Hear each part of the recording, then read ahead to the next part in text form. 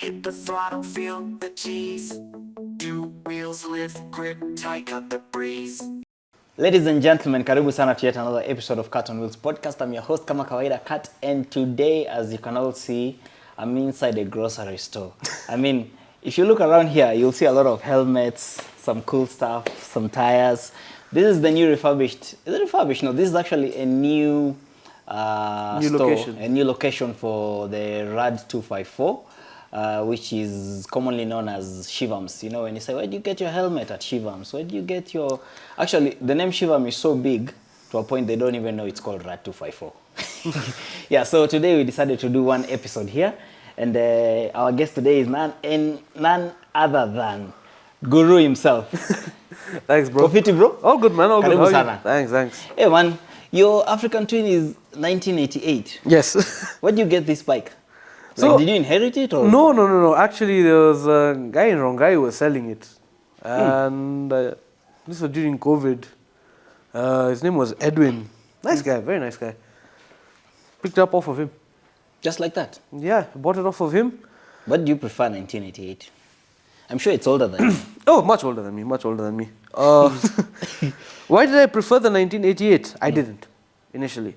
But this is my first bike. This is what I started learning how to ride on. In 2020? Around 2020, 2021, somewhere there. Around that time, yeah. So that's what I started with. The budget it fit in my budget. It was a big bike.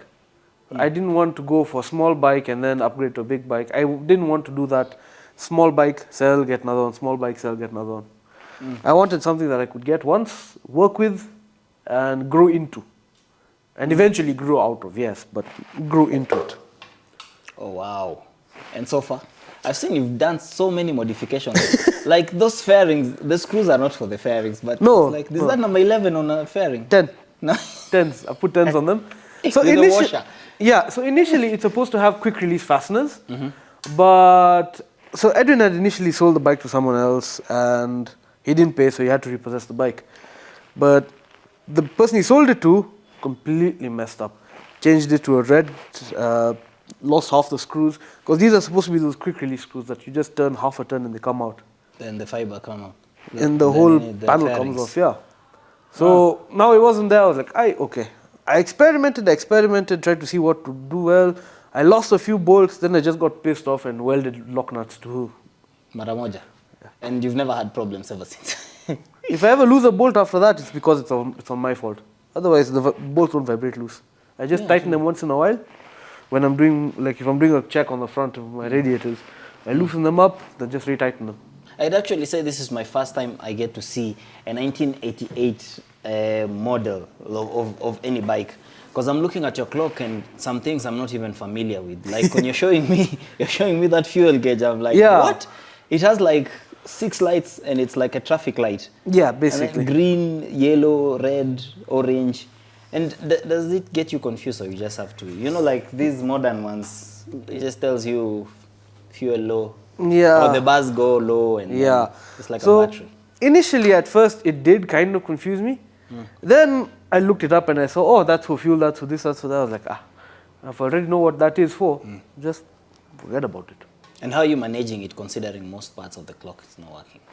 Well, fuel I just know every 200 Ks I want to fuel up. Even that's like less Every than half. 200K? Yeah, but that's like less than half tank. Or just about a half tank. Depends how I'm riding. Do you ride 200K? Yeah.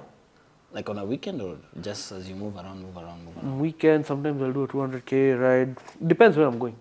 So if I'm decided to go camping to Nevasha or something, like just recently I went to Nevasha. Just for a camp after work. Went straight to Nevasha, did the camp, came back.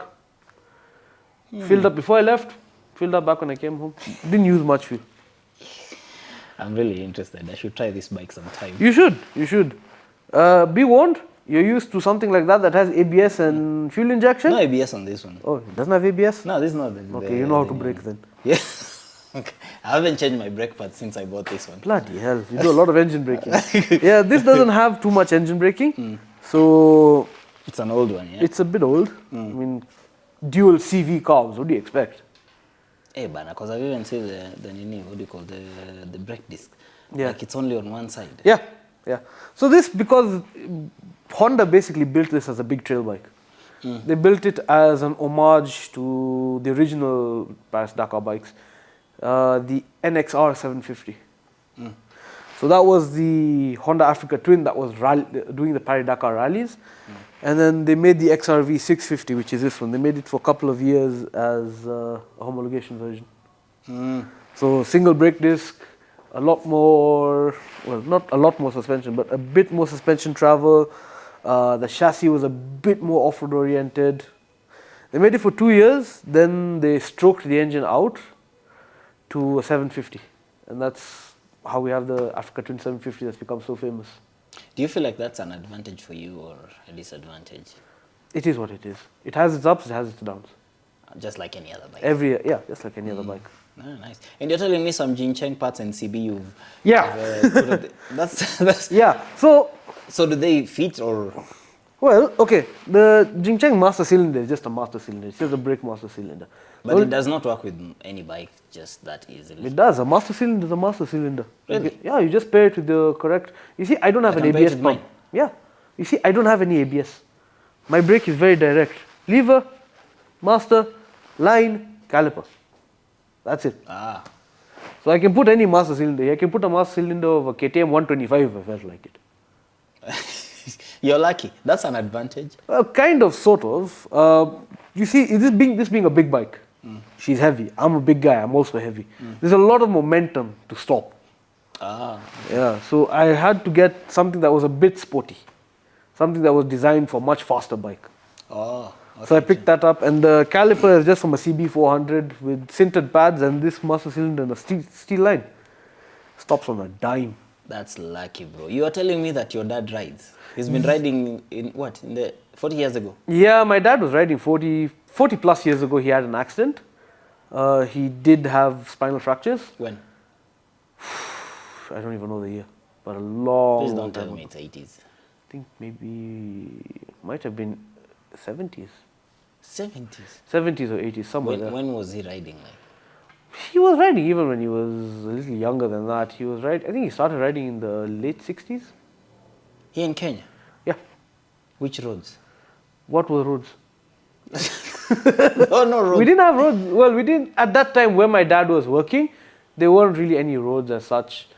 And The infrastructure was yeah, a little bit. he had a little 125cc at that time. Was riding that. Came around a corner, found a lorry in his lane, jumped off the bike, fractured his spine, was in coma for about a week, bedridden for about 8 months. Before he could start moving around again. Yeah, yeah. He's lucky.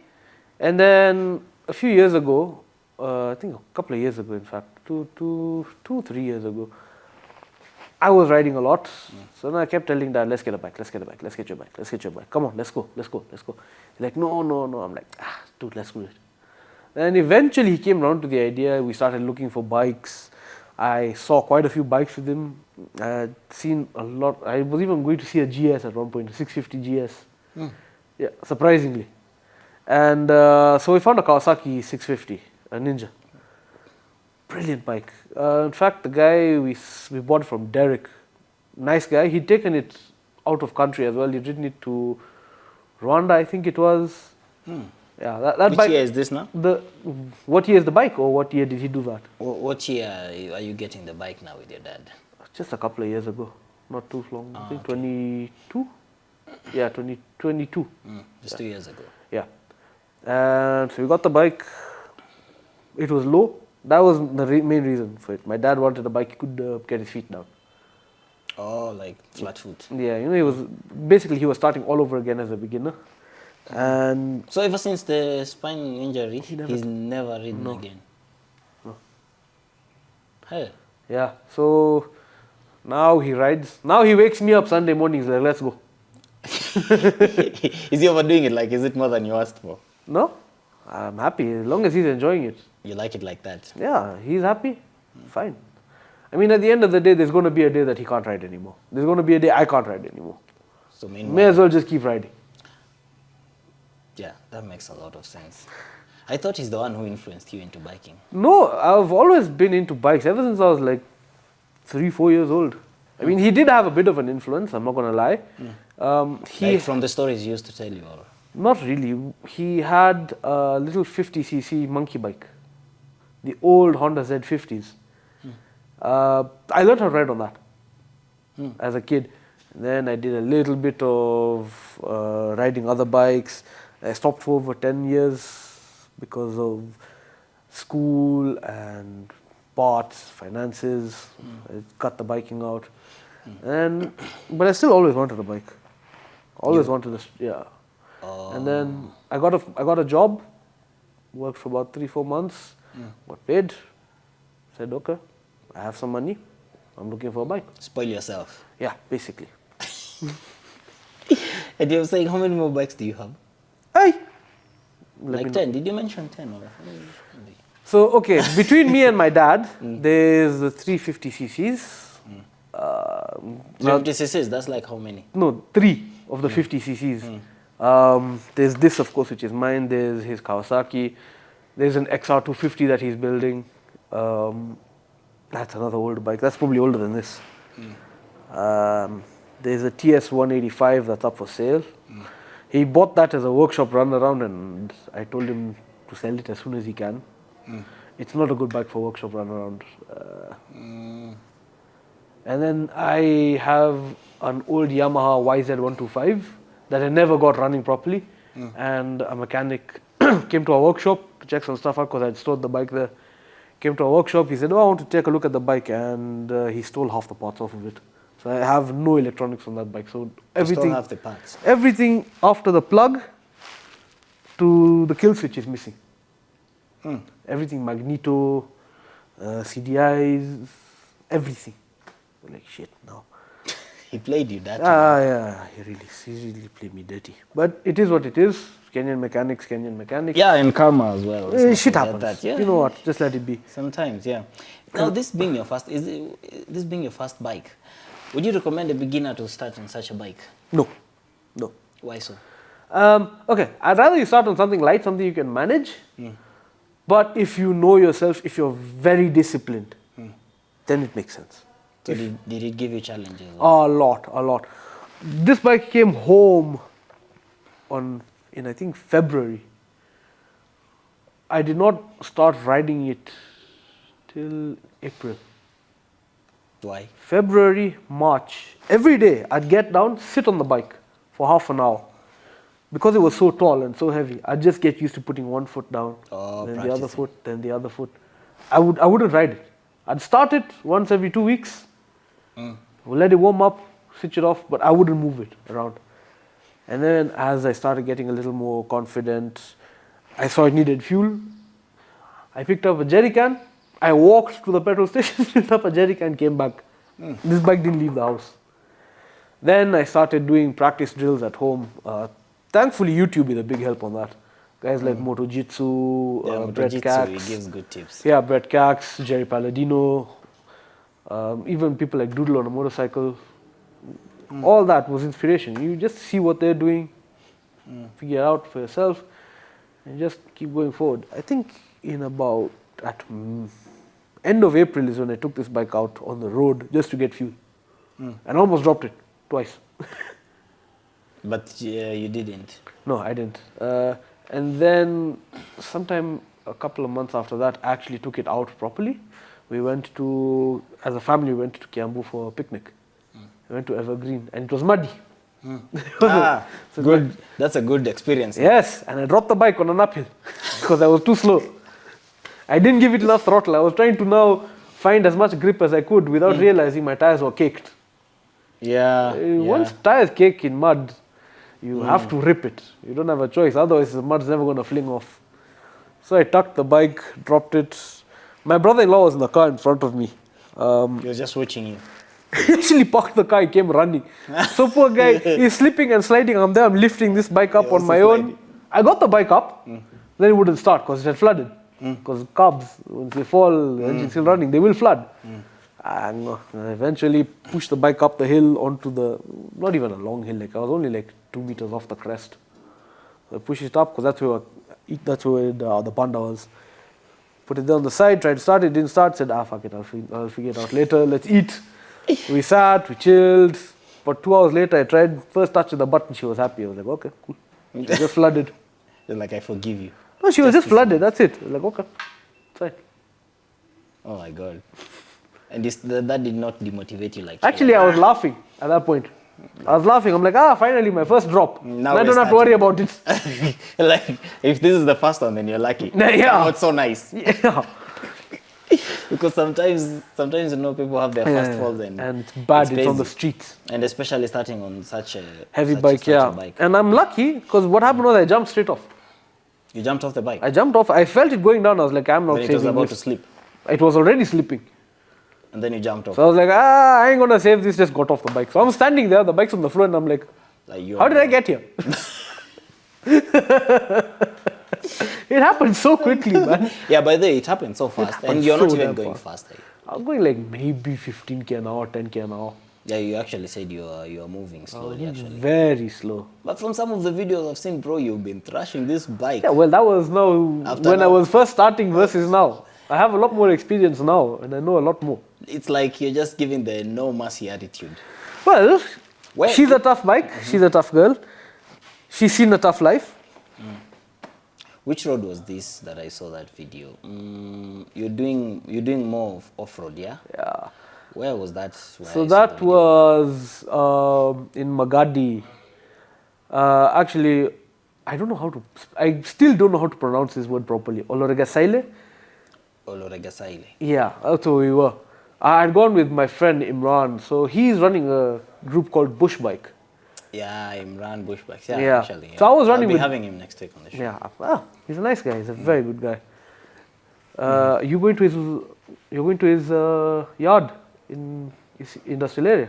No, Okay. he'll be coming, I think. That's fine. Because funny enough, that's where my workshop used to be. Yeah, I've known Imran for God knows how many years. Since Like I was a childhood, kid. yeah? Yeah, since I was a kid. Because he was really good friends with my cousin. You didn't influence each other into bikes. No, actually, but the funny thing is when I got the bike, I was giving my nieces rides just in the car park. And Imran saw my cousin's status. He's like, oh shit, he has a bike, tell him contact me. And from there, just, He said he also has bikes. yeah, Imran also he was also riding at that time. So we just started, and he put me into a group called Adventure Riders Africa. And then from there, it's just grown. So you went to Lake Magadi. No, we didn't go to the lake. We're in the area, Magadi area. just Oloregasaile near the historical site, and we were doing a training. So one of our trainers was Peter Wasike, the legendary Wasike. Legendary. That guy is a legend. Yeah, he's so good. He's a very good trainer. I love his attitude, and his attitude is really good. He's If so you- easy. Yeah.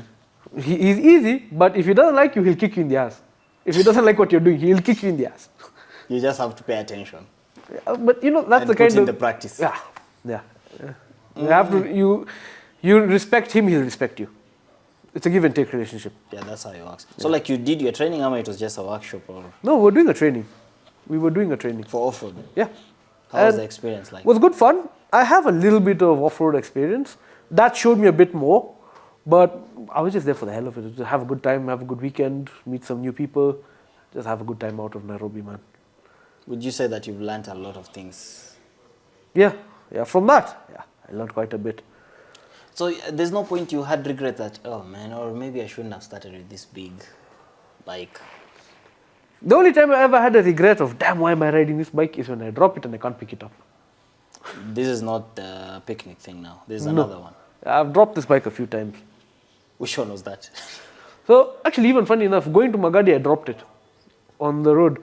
It's like you have a schedule. Like everywhere you go, you just like time to drop the bike. Funny enough, all my drops have, like 99% of my drops have happened at standstill speeds or less than slow. 15k an hour. Yeah. And this was just me being stupid. I had a tail bag and it had started leaning off on the side.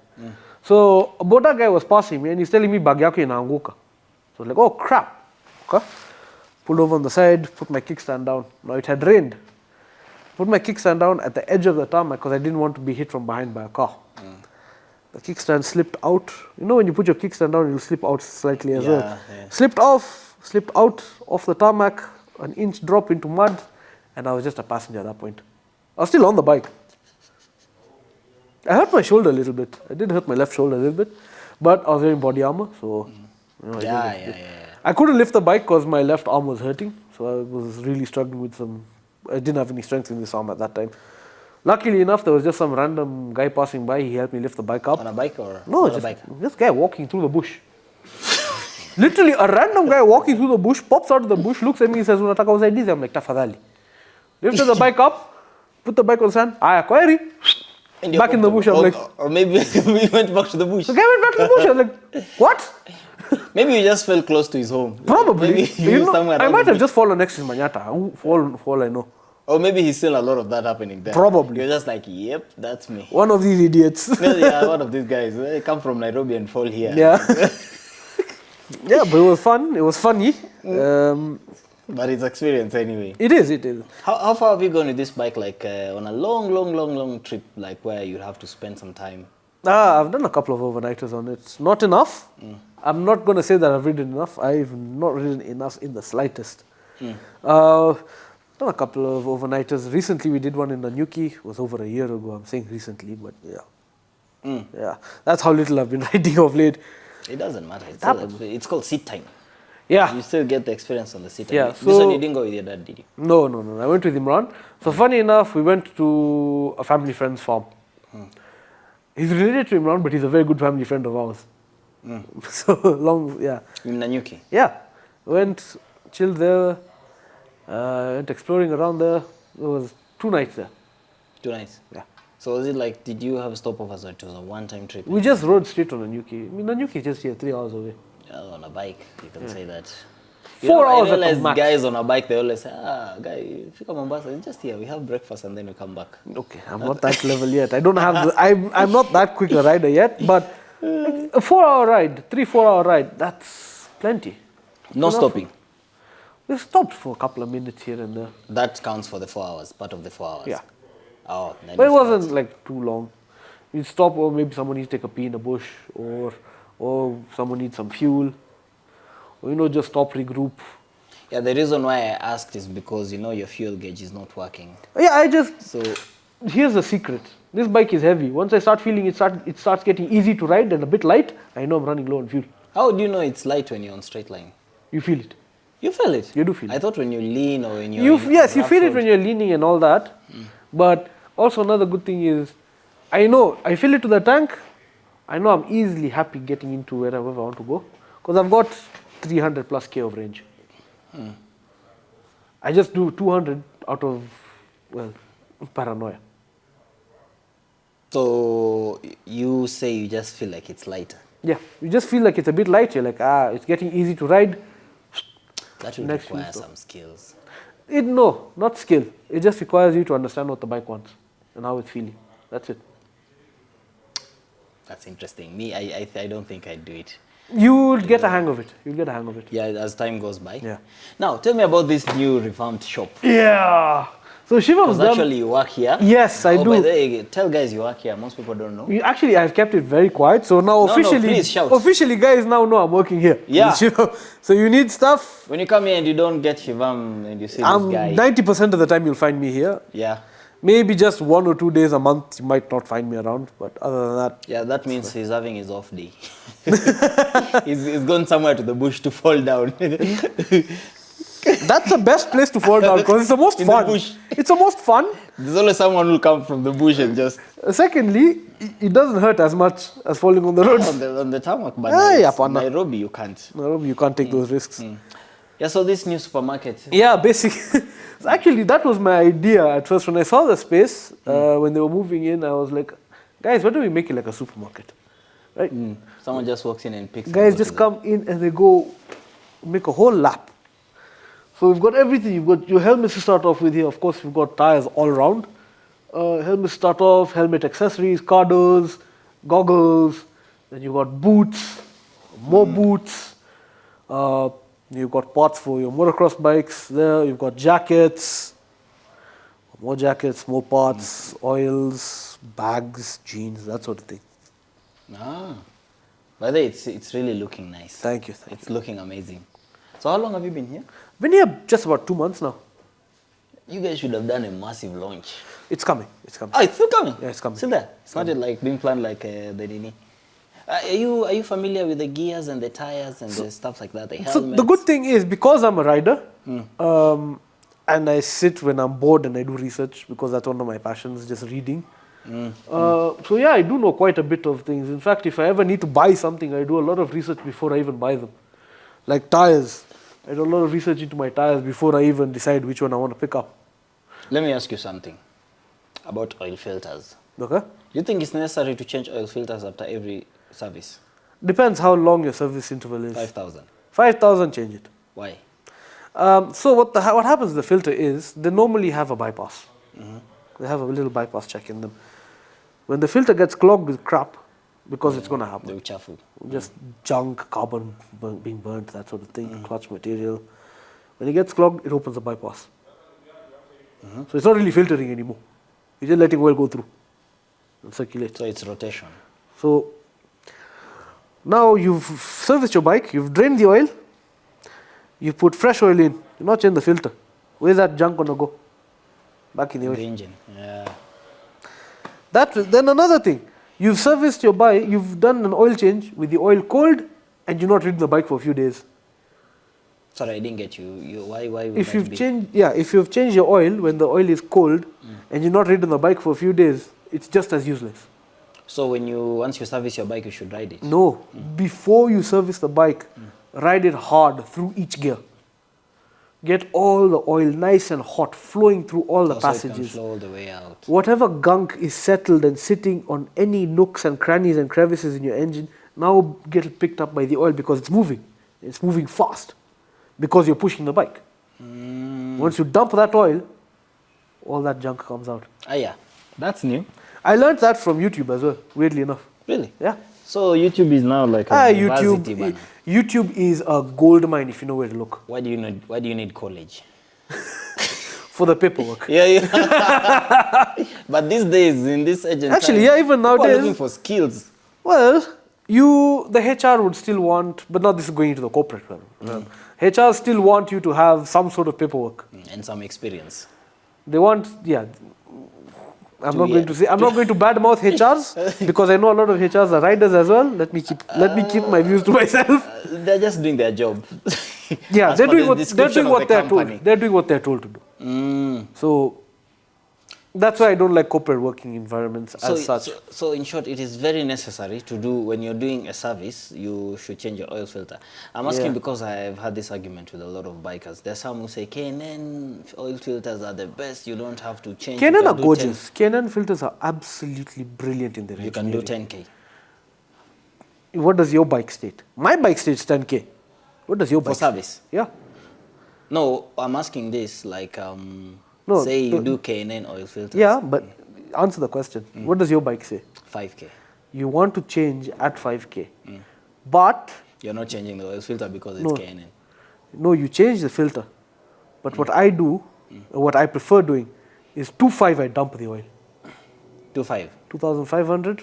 If it's 5K, 2,500 dump the oil. But the filter? Keep the filter. And then do another 2.5. There's another 2.5 on that same filter.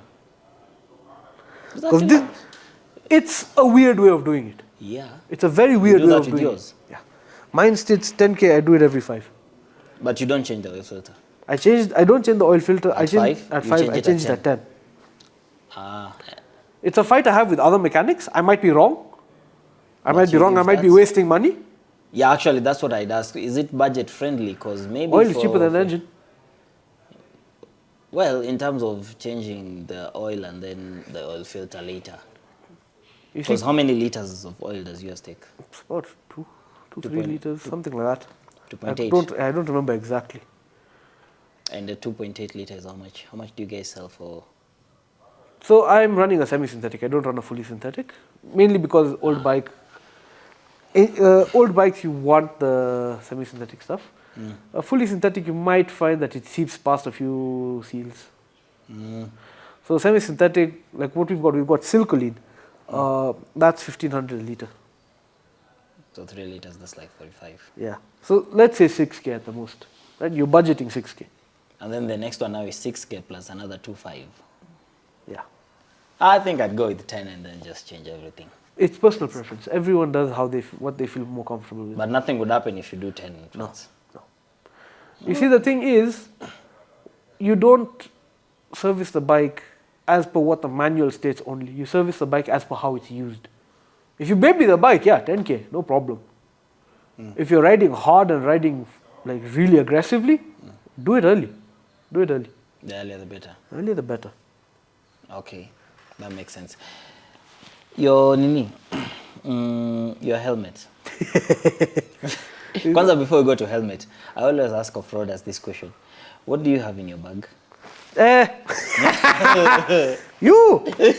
So, okay, Actually, you have two. I saw two. I've got 2 bags here. That's just because I'm coming to work, so I'm going to carry a bottle of water and my lunch. I don't want to put anything in my bag. I don't want to put a backpack on. I hate There's that water stuff. there and lunch. I just put my water there and lunch. On this side, I had these shoes, just trainers because I change into shoes when I come to work, and my toolkit. Toolkit very essential. I always carry my toolkit every day, especially even like here. Like if someone comes in and they're like, oh, I can't access this, I actually go out of my way, I help them. If someone has bought a phone mount, I'll actually go out of my way and help them mount it. I had a customer come in. Good customer service. I try. I'm just a helpful person. I had a customer come in a few weeks ago, was looking for a toolkit. And I told, he's brand spanking new bike. And I'm like, you should have a toolkit on the bike. He's like, no, it didn't come with one. Sat, looked on YouTube, found where the toolkit was. Actually sat, took a screwdriver, opened the screw, popped it out. There's your toolkit. An off-road. Yeah, it was an XT250. Oh, Yeah, he didn't know he had it. wow. I could have sold him a 30,000 bob toolkit. But he has it, it's there. Why waste? Why? We all know things right now are tough for people. Yeah, the economy. So that way he can come back knowing that actually this is an honest place. They're Yeah. not going to screw you over things, for lack of a just better be word. honest with you. Yeah, So that guy, when he bought the bike, it had a toolkit. it had a toolkit and he never knew, and no one told him. And he was coming to buy one. He was coming to buy a toolkit. Thank God, you guys are not on River Road, man. Otherwise, River Road. Yeah. They'd sell you, they'd come and open it and sell you that toolkit. I'd have sold him his own toolkit. Yeah, like, no, give me your nini kidogo. And then they're like, yeah, by the way, with this one, we're just fitting. It's nice. Yeah. Give me this They one. fit perfectly. Yeah. And this is where you even put it. Yeah, you even put it like You're this. like, I've even modified your bike kidogo. I've put a spot for your toolkit. You're That'll be just there 30K. snoozing, you're looking around. Yeah, there you're browsing on the shop and everything. Kumbe jamaa anakufixia mavitu. Aye. Yeah, You have to be awake in this place, man. That is really nice. It's good customer service, and when the person goes out there, he'll be like, yeah, by the way, these guys, they help me know this and everything. Yeah. You're planning to expand further than this? I hope so. I hope so. I really hope We so. want a mall. You need to keep coming and buying. Shivam, we want a mall. You need to keep coming and buying. You see, the money that you spend at the shop doesn't get kulwad. Now you've seen it doesn't get kulwad. It's actually coming into reinvestment back into the business. Which is really a nice thing, actually. It's funny that we even get to put our bikes in here. Yeah. Yeah, I don't know if it's illegal, but it's a really nice Let me thing. not tell the board of directors that you've done this. The board of directors will see it on YouTube. They'll see it, but by that time it will be too late. Sasa now, this is now what's in your bag. It's when you're coming here. But now, what about when you're going for a ride? Because every off-rider, I've always seen them with these bags. Actually, I basically only have this, and that's it. You know what it has? I cannot live with that bag. It has this, which I bought it here. Yeah. And You I've see, you're on the repair tubeless kit, tires. and I've never even used it. Lucky you. I don't even know how to use it. That's why. Good lord. Right now, I have a nini here. There's a kamsumari on the tire. Oh God, get that out. But I have these things. I don't know how to use it. Maybe you'll show me after. I'll show you. I'll help you out after. Yeah, help me like how you help that guy. Don't worry, bro. Don't worry. Yeah. So what else is on that? Like So, now when you if I'm going on a trip, it depends on the trip in question. Like if I'm going camping, of course I'm going to have different things. But like for just a standard ride, if I have my 2 bags on, it's most likely tools on one side and first aid kit, and then the other side is my tubes and tools to take off the tires, because those are a bit bulky. So it just evens the weight out. You see, you're on tubeless tires. For you to fix the tire is very easy. Yeah. I am on tubes. You have to remove I everything. have to start doing other things. That's why I want to pick up some slime and just do a preemptive fix. So how do you, can you, this box, you cannot change yours, can you? Pardon? You can go to tubeless. I could go to tubeless. I could modify my rims. Yeah, only when you modify the rims, right? Yeah, I'd have to modify the rims. There's a kit called Outex that does that. You know, you can get the whole kit. You do all of that. It's doable. I'm not saying it's not doable. It's very doable. Why would you put an extra tire? What do you mean? In case, like if you are traveling and you need an extra tire. Why would I need an extra tire? I don't know, because you're doing tires with tubes. I wouldn't carry an extra tire. I'd carry extra tubes. If I'm riding from here to South Africa, I'll change my tires before I leave. Then I know I've got tires that will last me all the way to South Africa. You've not included hazards in case. That's why I've got tubes. Now, if I've blown a tire, then I've blown a tire. What do you But do? honestly, you can't count for every eventuality because then you'll have 600 kilos of luggage. Yeah, and that will make the journey tedious. The bikes are not fun to ride when they're that heavy. Yeah, true, true. I used to be of that kind. I used to have like 10 kilos back here. And I always I feel started- like people who do that are more of a show off. Eh? I started riding with the bike naked. I took everything off the bike. Started riding without Became anything. lighter. The bike became so much more fun to ride. So much more agile, so much more responsive. The bike was happier. I was like, what the hell was I doing? So now, even if I go out riding, my heaviest stuff I try to keep on the crash bars because that's as close to the engine and as low as it can possibly get. And there's a balance also. There's a balance, yeah. That is nice. So if I'm going camping, the funniest thing is if I'm going camping, these two bags actually stay up here. And I have other bags that I made for the crash bars, the canvas ones. Again, made at the workshop. You've modified these things a lot with your work. Even the chair, these The side seat. stuff and everything. Yeah, the seat is made at the workshop. I had the And this Mabati thing. I had the side covers here. I had the original plastic for the seat, but the seat cover was ripped. The foam was completely destroyed, so that got done up. Even my side stand, the side stand here, you see the foot at the bottom. It's actually an enlarged foot. I Yeah, just but welded the really- plates, welded the plate on at the workshop. I was like, why am I going to now spend money on another piece? Just weld a plate. It works. Let me ask you, now that you started with this one, would you consider a sport bike? Maybe. Yeah? You would So I consider- ride that Ninja. I do ride that Ninja quite a Yeah. bit. Yeah. It's a bit more of a sport touring, so it doesn't have clip-ons. It's not as aggressive. It's not as humped over as say something like this. But what I would actually want is an early '90s sport bike because those had so much room. They were massive bikes. Being a sport bike, they were still pretty roomy. I'm a big guy. I want the room. Now, when you ride with your dad, do you ever switch? No, because he can't ride this. Flat foot. You cannot. He hates it. Ah. He is like, I'm never going to ride your bike. Don't ask me to ride your bike. Go away. Just like that. Literally. You know, just to And ask he you, will say other words, but that I should not really say on camera. are they in Indian or? No, English. But a few four-letter words that be told. Does it start with S? No, F. It ends with F off? Yeah, we're not gonna say that. Yeah, I'm not going to say that. YouTube is doing a lot of censoring. Oh, these God. days. Yeah, I'd like to have him on the show, by the way. Yeah. As one of the, old riders. I'd like to know how it used to be in the 60s because right now we're enjoying good roads. Yeah, we're right now our enjoying roads are so much better. The only difference that we have between now and then is we have more people on the roads. So it's a good or trade-off. bad thing. It's a bad thing. Why?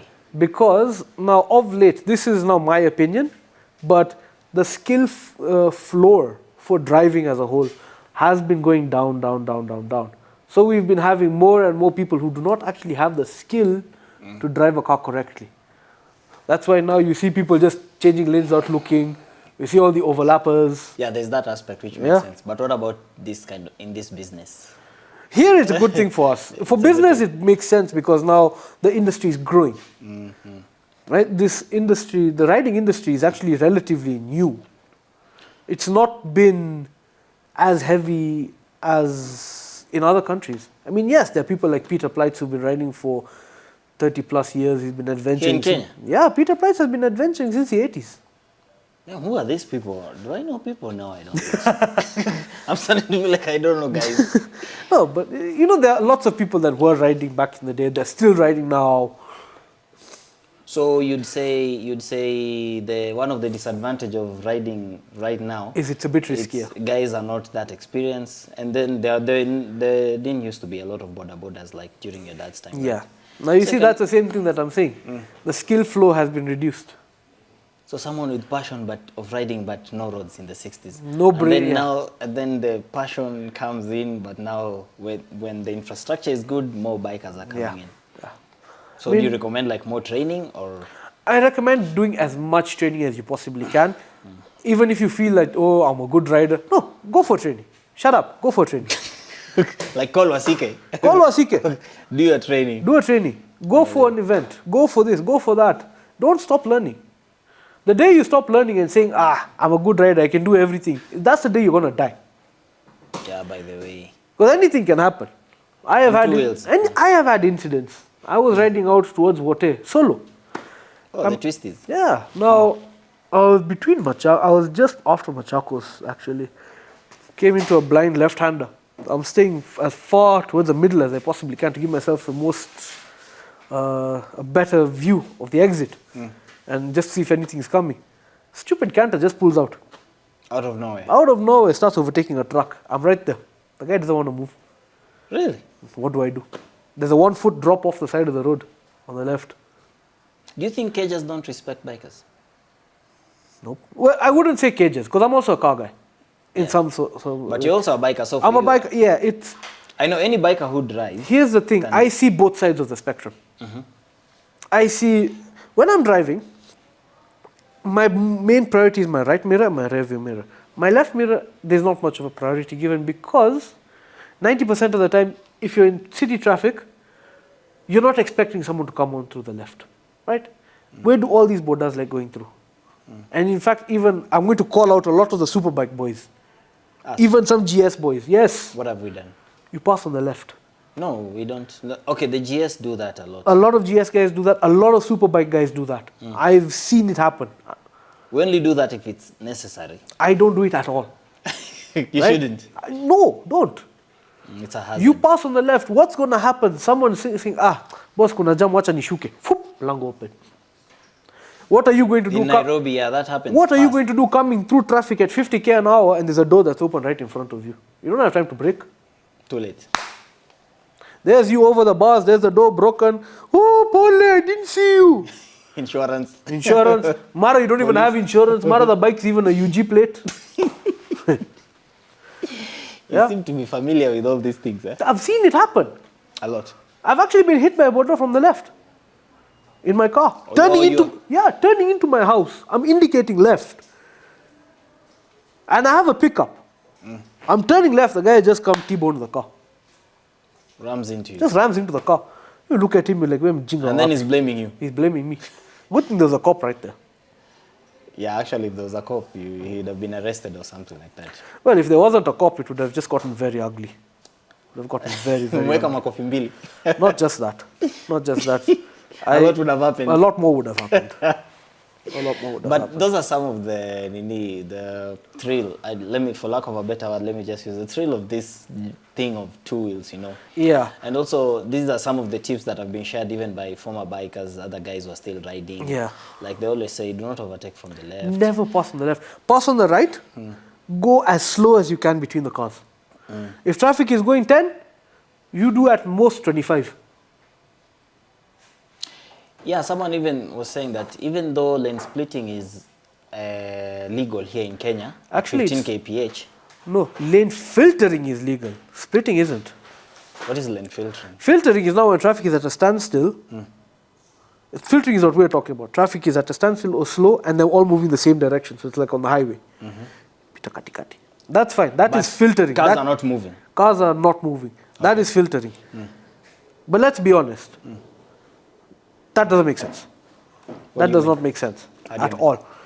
Why am I only supposed to be able to do that if cars are stationary but facing the same direction? If cars are stationary facing the other direction, I have to sit in traffic and get rear-ended by a matatu. Doesn't work.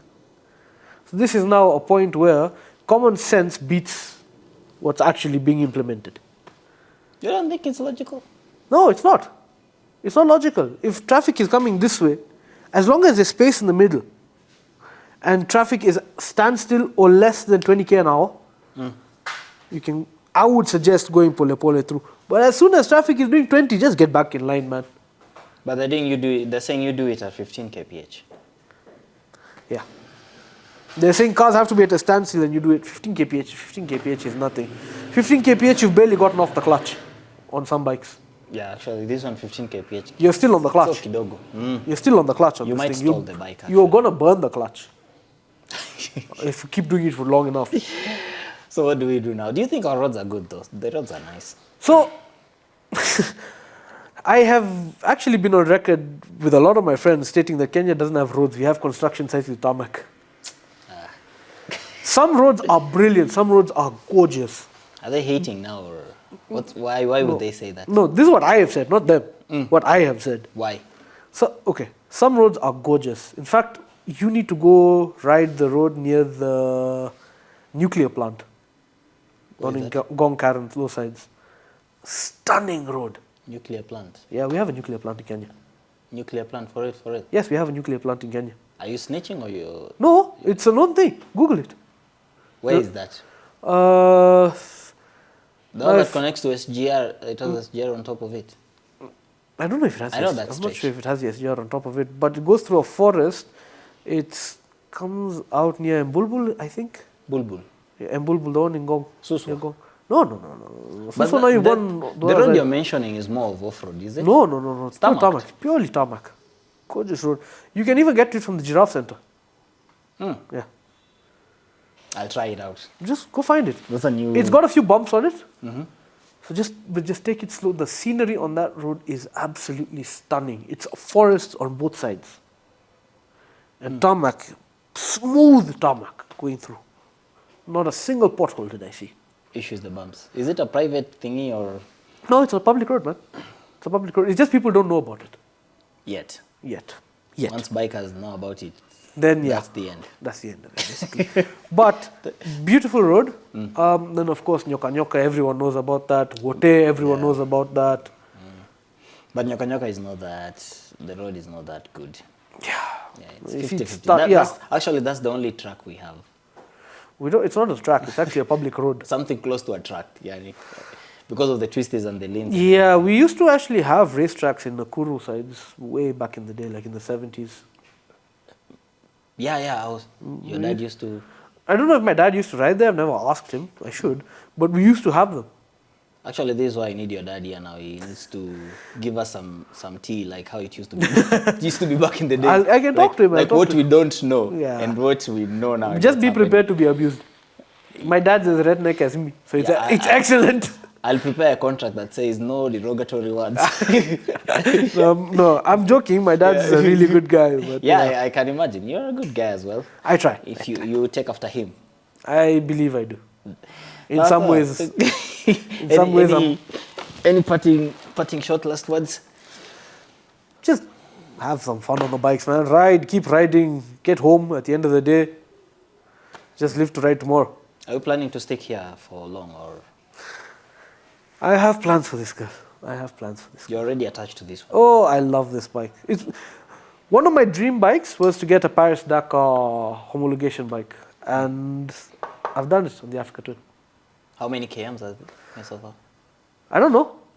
The order doesn't work. Now, when you sell it, if you just asking, what specs? How would you tell a buyer that this bike has done these kms?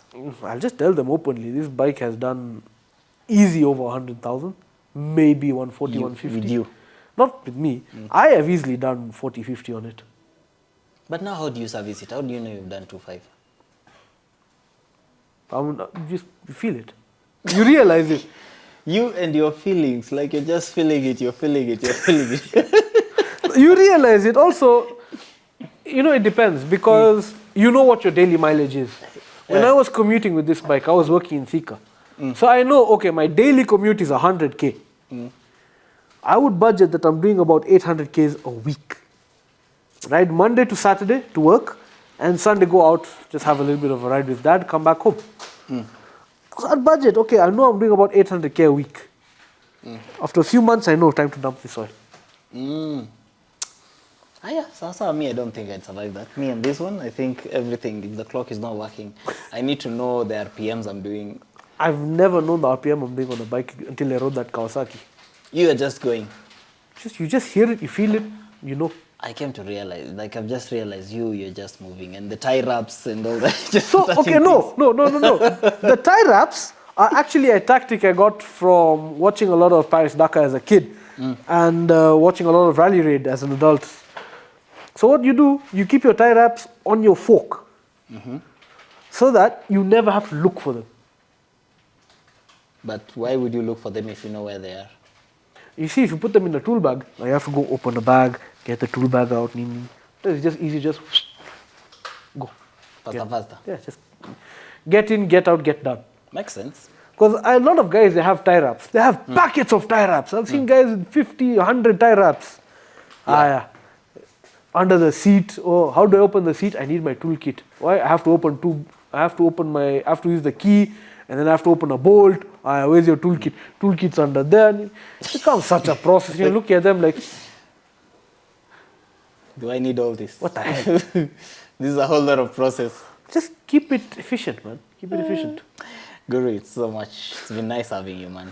Thank you so pleasure much to for be here, sharing man. your experience and It's your been a biking pleasure journey. to be here. Thank you so much. I look forward to seeing you more often. Definitely, bro. Yeah, and we have Shivam. Shivam just arrived. We're making him do squats here. Pole bana. You've seen. Utakusalimia watu. He doesn't want to get You want caught to on talk about the camera. shop? No?